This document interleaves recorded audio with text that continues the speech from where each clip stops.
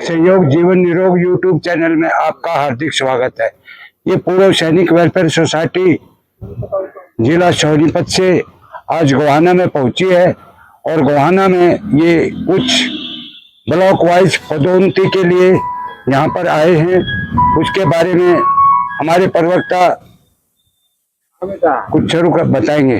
प्रमोदनीय society अध्यक्ष श्री सतपाल काजला जी, उपाध्यक्ष captain Dharmveer Gehlot साहब, वह सोसाइटी के सभी पदोन्नत अधिकारी वह विभिन्न जगहों से आए हुए सभी वेटरन साथियों, आप सभी को शाम को कमांडर रविंद्र सिंह की तरफ से राम राम जय हिंद।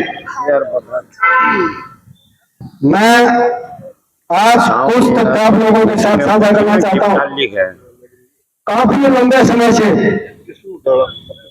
जिस तरीके से गोहाना ब्लॉक यहाँ पे कोई भी आवागमन नहीं हो रहा था, इस ब्लॉक को मजबूत करने के लिए, अपने वेटरन साथियों की आवाज उठाने के लिए, उनके हकों की लड़ाई लड़ने के लिए अध्यक्ष सतपाल काजला जी व उनकी पूरी टीम ने एक निर्णय लिया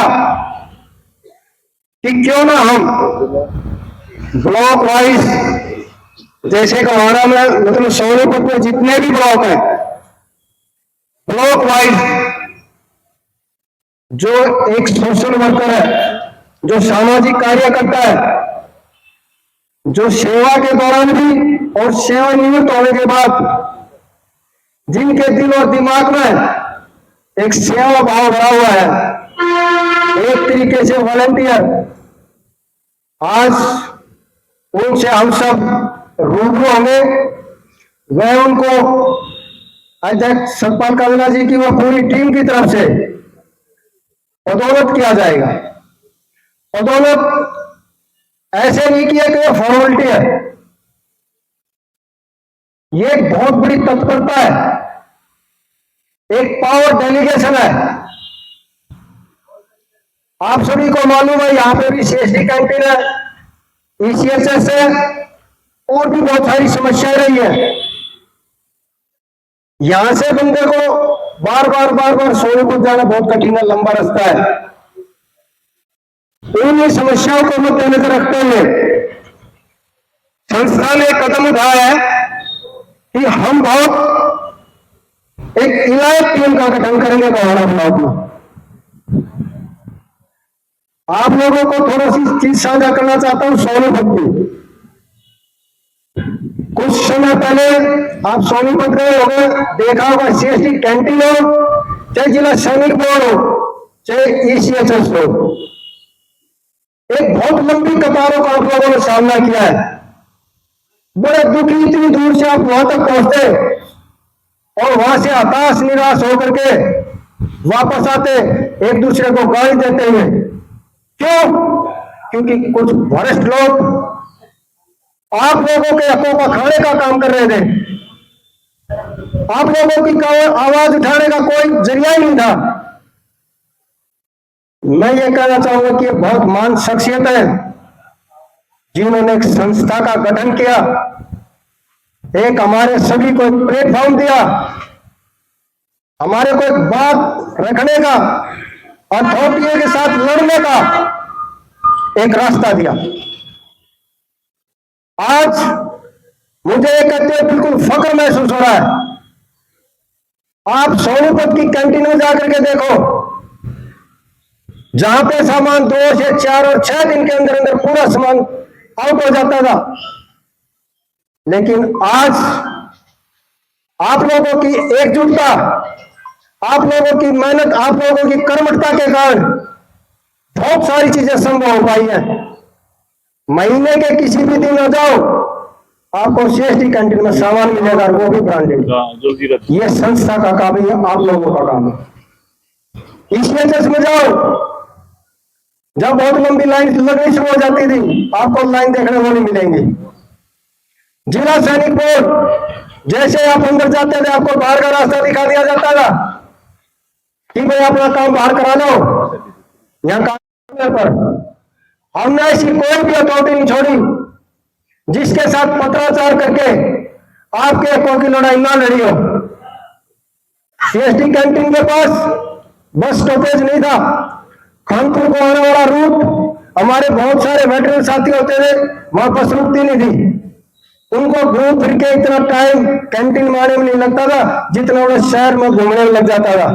हमने उस समस्या को भी बहुत सीरियस लिया और उसको भी इंप्लीमेंट करते हुए वहां बस स्टॉप बढ़वाया। अब सभी की सभी बसें वहां रुकने का काम कर रही है। राजनीति की बात करूं, इस संस्था ने वो साथ छोड़ी है, वो मेहनत की है, वो खून पसीना किया है। आप सोनीपत में सिर्फ एक नाम लेकर के दिखा दो कि संस्था और ये कैप, इस कैप की अपनी एक पहचान है। आप कहीं पे भी इस कैप को पहन के जाओ, अगर आपके साथ व्यवहार आचार विचार अगर चेंज मिले तो कहना कि कोई संस्था है, अगर नहीं मिले तो इस कैप को वहीं उतार के फेंक देना और मेरे पास फोन कर लेना। यह आप लोगों की एक तो कर्मठता का परिचय है। इसी संस्था का सिर्फ और सिर्फ एक ही उद्देश्य है, आप लोगों का साथ सहयोग, आप लोगों के हकों की लड़ाई, आपके बच्चों के हकों की लड़ाई। इसी संदर्भ में मैं छोटी सी चीज और आप लोगों के साथ साझा करना चाहता हूं। अभी सभी को जैसे संज्ञान में आ रहा है कि वो लीग है, लीग एक्स सर्विसमैन लीग। सोचो ये क्या लीग और क्या बनाई गई थी, किस पर्पज से, किस उद्देश्य के साथ बनाई गई थी। लेकिन वहां पर कुछ भ्रष्टाचारी अपने ही साथियों ने ऐसा कब्जा किया और हमारे सभी के सभी वेटरन साथियों का हक खाने का काम किया। जो हमारा वेटरन साथी दिन भर मीटर रीडिंग ले लेकर के पूरे इलाके में घूम करके इस उम्र दराज होने के बावजूद सारा दिन घूम फिर के वापस जब दफ्तर में जाता था और महीने का अंत होता था, जहां उसकी तनख्वाह, उसकी सैलरी 30 से 35,000 क्लेम की जाती थी और उसको थमा दिए जाते थे 18,000। सोचो वो 15,000 रुपए कहा जाते थे। कहां वो आप लोगों की मेहनत कैसे वो खाई जाती थी? लोगों को अंधेरे में रखा जाता था। आप लोगों को किसी भी तरीके से कोई जानकारी ना हो, लीग के मेंबर बना दिए गए, लेकिन आपके पास आई कार्ड नहीं आया और आपको वोट डालने से वंचित कर दिया गया। इस संस्था ने बहुत अधिक गंभीरता से लेते हुए उस मुद्दे को उन्होंने आनंद फानंद में पिछले एक महीने इलेक्शन कराने का प्रयास किया था, लेकिन हमने संज्ञान लिया, एकजुटता दिखाई, तत्पर सहयोग मिला और उस पर स्टे लेने का काम किया ताकि हम भी अपनी तैयारी के साथ उन भ्रष्टाचारियों की जड़ को उखाड़ने का काम करें।